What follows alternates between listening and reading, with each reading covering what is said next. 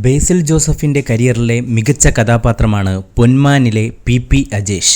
കൊല്ലത്ത് നടന്ന ഒരു സംഭവമാണ് ചിത്രത്തിലെ കഥയ്ക്ക് ആധാരമായത്. എന്നാൽ അതിലെ ഒരു കഥാപാത്രത്തിന്റെ യഥാർത്ഥ ജീവിതം നയിച്ചത് ഒരു പ്രശസ്ത സിനിമാ നടനാണ്, രാജേഷ് ശർമ്മ. ശർമ്മയുടെ ജീവിതമാണ് പൊന്മാനിലെ മാർക്കണ്ഡേയ ശർമ്മ എന്ന കഥാപാത്രമായി മാറിയത്. 2006 കാലത്ത് കൊല്ലത്ത് ബൈബിൾ നാടകങ്ങളുമായി നടക്കുകയായിരുന്നു രാജേഷ് ശർമ്മ. ക്രിസ്തുവായി അഭിനയിച്ചിരുന്ന രാജേഷ് ശർമ്മ അന്ന് കടപ്പാക്കടയിലെ ലക്ഷ്മി ലോഡ്ജിലായിരുന്നു താമസിച്ചിരുന്നത്.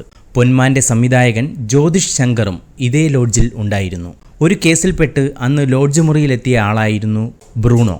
അയാൾക്ക് അന്ന് കൊല്ലത്തെ സ്വർണ്ണാഭരണ ഏജന്റായിരുന്ന പി അജേഷിനെ പരിചയപ്പെടുത്തി കൊടുത്തത് രാജേഷ് ശർമ്മയായിരുന്നു.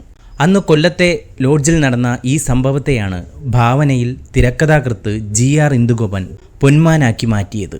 പൊന്മാനിൽ ക്രിസ്തുവായി അഭിനയിച്ച നാടക നടനായ മാർക്കണ്ഡേയ ശർമ്മ എന്ന കഥാപാത്രം ശരിക്കും രാജേഷ് ശർമ്മയുടെ ജീവിതമാണ്. പക്ഷേ സിനിമയിൽ ഈ വേഷം ചെയ്യാനുള്ള അവസരം ലഭിച്ചത് ദീപക് പറമ്പോലിനാണ്. പകരം രാജേഷ് ശർമ്മയ്ക്ക് കിട്ടിയതാകട്ടെ ആ പള്ളിയിലച്ചന്റെ വേഷവും.